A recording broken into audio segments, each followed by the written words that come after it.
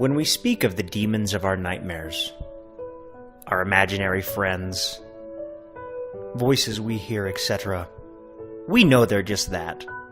They're voices. They're fantasies and illusions that our mind creates to comfort us, sometimes terrify us, etc. You know the whole deal, I'm sure. But when you're like me, when you're locked in a prison cell, and that's all you have for comfort, that's all you have to keep you company, they become real. Very real. My name is Carrie Young, and I used to be a notorious kingpin. The gangster of gangsters, I guess you could say. At one time, I was on top of the world. Now, as I said in my last entry, I can't even afford deodorant. I haven't had money on my books in over 5 years. My commissary is non-existent. But you know, my little friends at night keep me company. The ones that come out of the walls, the ones that creep around silently at night. The girl that I made love to last night came to visit me this morning and told me that she has found someone else, and that she is no longer interested in me. How pathetic. How pathetic on her part, when if you really think about it, she can be replaced so easily. I think it's safe to say that my sanity is slipping away. Every day I remember less and less of my current situation, and everything just kind of blends together into one big acid trip-like existence. The second you think you have sanity by the balls, something happens, and it just slips right away, like clear water from a colander. Like, for example, this morning when the guard came in to bring me my breakfast tray. I saw him as he was, and then he sort of morphed into, several different creatures and aspects. I saw demons. I saw alien. I saw many things. I guess some people would call it cabin fever that I'm experiencing. Some would call it isolation. However, I call it my comfort. My true friends that will never leave me. And even if they do, as I said, they can be replaced. For I invented them, after all.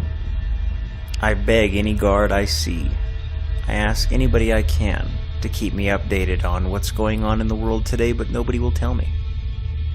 Because in their words, because you're not in this world, you're not fit to know about it. How kind and considerate. Here I am trying to hang on to what little sanity I have left, and all these bastards can do is insult me, ridicule me, and shame me for things that are years in my past.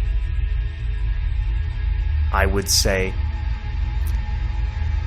because at this point in this torturous, dark hellhole, I'm far removed from the notorious kingpin gangster that I once was. I'm no longer a threat to society. As a matter of fact, I'm more of a threat to myself than anybody else. I've wasted my youth in here. I'm an old man now. I have nothing left to contribute to society. And I think that is exactly how they wanted it. However, there's one thing that I forgot about. The deal that I made with the devil. You see, what most people don't know is that you can make a deal with the devil. You can get anything you want. You can learn any trade. You can possess any skill, but you will suffer the consequences of that decision. I thought that my incarceration for all these years away from my family and my wealth and all my possessions was enough. Well, turns out I was wrong. I was so very wrong, and I was about to find out one cold night why that is, and why I'm sitting here now with the homemade noose prepared, getting ready to end my life. But I know that my troubles are just beginning, because it's like he said just last night, as the rain poured down on the outside of the walls, as I heard the distant thunder, the wind whistling through the trees, through the brick, through the rebarb. My master came to me. After all these years, an old man I was now, but he remembers. He always remembers. And he came to collect his payment. And I was filled with fear.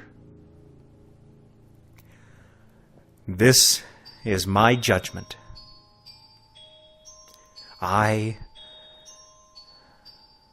don't know what I'm going to do now, in my last moments. Do I say goodbye to my family? Well, no, of course not. Because none of them care. Do I say goodbye to my friends? Well, what friends do I have?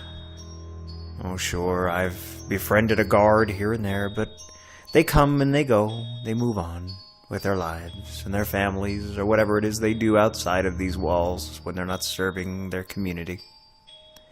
And they forget about me and you and every other piece of shit that spends their lives in here because they decided to do something to harm somebody else. I'm now going to tell you about when my master came to me, and the fear and the dread that overcame my soul, or what's left of it. November 5th, 2025. 2:31 a.m. I sit alone in my cell, and not for the first time, I weep tears of grief and loss. I have truly lost everything in my life. My freedom. My health is failing now. My wealth.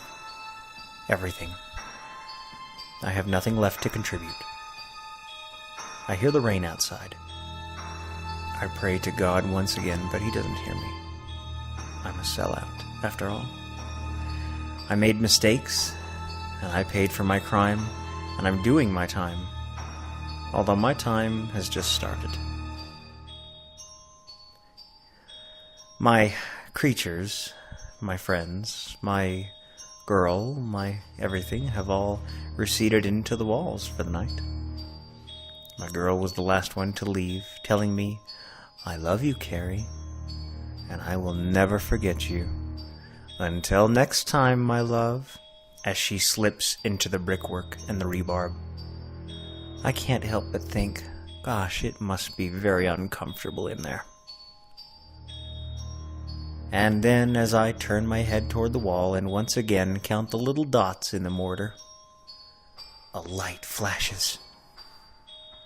And I see him. Those eyes that I saw peering out at me from that laptop screen all those years ago. They're his eyes. And I've realized, not for the first time tonight, that I made a grave mistake when trusting the devil. He steps toward me, his feet making no sound on the concrete floor. His presence seems to cause a drastic drop in temperature in my cell, which is saying something because it's cold as shit in here already as it is. His presence fills me with so much fear and dread and sorrow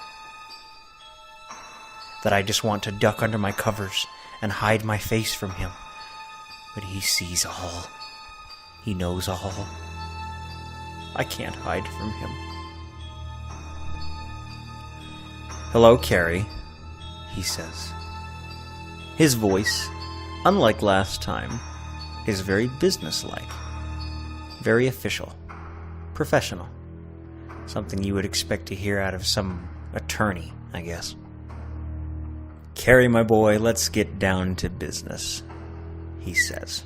I can see the evil in his eyes, the maliciousness. I know what he's thinking. "Sit down," I said, gesturing to the bed. He does not. "No, thank you," he says. "I'm not going to be long, Carrie. I just wanted to come and have a little chat. Remind you about our little agreement." I swallowed hard. I knew what was coming.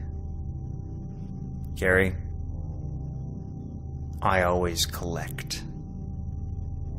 You have a debt to pay now, Carrie. You enjoyed your life as a rich kingpin. You enjoyed your life as a gangster. But, Carrie, how have you enjoyed your life lately? Has it been glorious? Has it been fun? Has it been everything you wanted, Carrie? Is this what you wanted? You wanted to be a legend, Carrie. You wanted to be remembered forever. Well, Carrie, while the rest of the world, some of them anyway, might remember you as this notorious gangster, everybody else just remembers you as a waste of space. Somebody that their tax dollars are going toward to feed until the day that you eventually croak. Or do yourself in, whichever.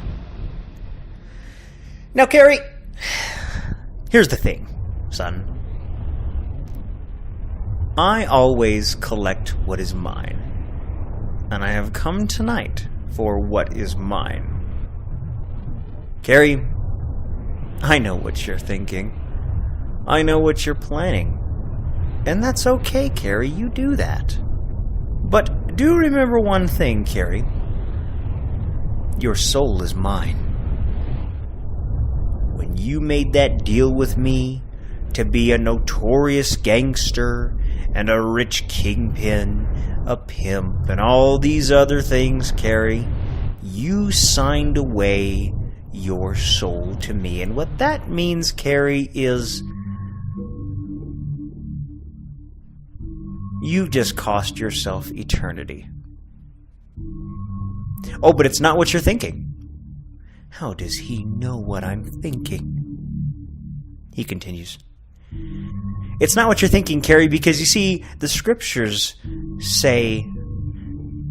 speak of a place of milk and honey. The golden streets of heaven, they call it. Well, Carrie, that's not where you're going, my boy. No, Carrie, you're going to the other place. A lake of fire. A place of eternal torment. Where it never stops, it never ends, and it never has to, Carrie. The fun will never end, Carrie. Aren't you excited? Nobody wants anything to do with you. Anyway, so why not, Carrie? Go ahead. He leans down toward me. And Carrie, just remember one thing. Be sure to finish your journal before you go. Because you don't want anybody else following in your footsteps, do you? No, why would you? After all, you're just another piece of shit rotting in here like all the rest. And I never forget, Carrie. And then he leaves me. He leaves me feeling worse and more empty than I've ever felt in my life. And these last words I leave with you. My soul is shattered. My world is over. My life is destroyed. I have the noose around my neck now. All I have have to do is let go. I say this once again. Never sell your soul, because you'll never get it back. It is a one-time purchase for fame and fortune, but the cost is more than you'll ever know or understand. I'm going to say goodbye now. Mom and Dad, I love you. And I am so sorry.